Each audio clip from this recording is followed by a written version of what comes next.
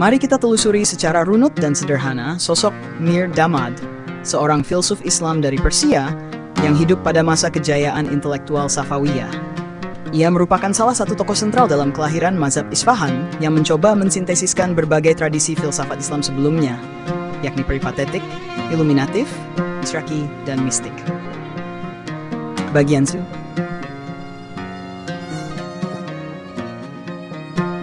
Latar belakang kehidupan memiliki nama lengkap Muhammad Bakir ibn Muhammad Damad dan diperkirakan lahir pertengahan abad ke-16 sekitar 1991 M di Iran. Masa kekuasaan dinasti Safawiyah, sebuah dinasti Syiah yang sangat mendukung perkembangan filsafat dan ilmu-ilmu keislaman. Ia adalah anak menantu dari filsuf besar Syiah, Al-Allamah Al-Hili, dan mendapatkan julukan Damad, yang berarti menantu dalam bahasa Persia. Namun lebih penting dari nama keluarganya, Mir Damad dikenal sebagai pemikir yang sangat orisinal dan mendalam, serta guru dari Mullah Shadra, tokoh besar filsafat Islam berikutnya.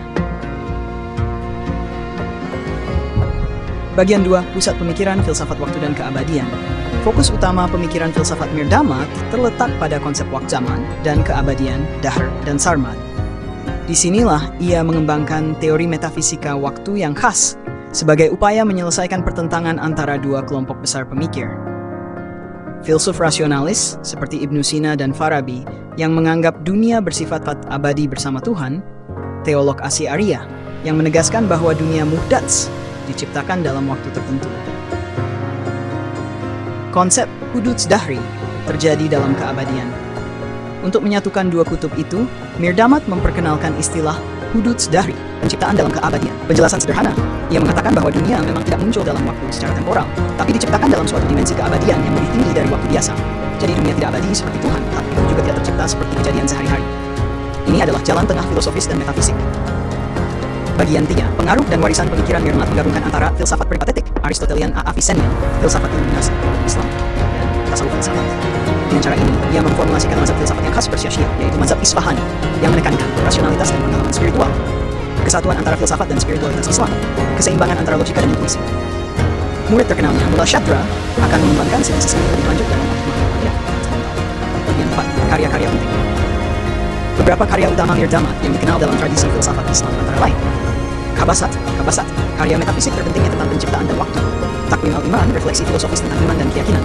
Rawashi al-Samawiyah, ulasan filosofis dan spiritual atas pengetahuan ilahiyah. Karya-karya ini ditulis dengan bahasa Arab klasik tingkat tinggi, dengan gaya filosofis mistis, menggabungkan dalil logis dan penyingkapan batin kasif. Bagian 5. Tokoh-tokoh yang menginspirasinya.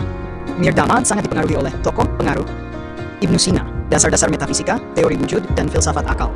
Surawardi, konsep iluminasi dan intuisi dalam pengetahuan. Al-Farabi, filsafat politik dan logika.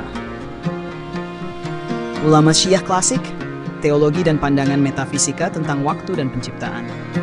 Namun, gaya khasnya adalah sintesis, bukan meniru, tapi menggabungkan berbagai warisan menjadi sesuatu yang baru dan khas. Bagian 6 penutup. Siapa Mir Damad? Mir Damad adalah jembatan antara filsafat klasik Islam dan kebangkitan filsafat transendental dalam dunia Syiah. Ia bukan hanya filsuf, tapi juga seorang metafisikawan yang menjawab pertanyaan terdalam, dari mana kita berasal, dan bagaimana Tuhan menciptakan dunia. Jika kamu ingin, saya bisa bantu buatkan peta konsep visual yang menjelaskan hubungan antara pemikiran Mir Damad, Mullah Shadra, dan filsafat Islam secara umum. Siap untuk lanjut?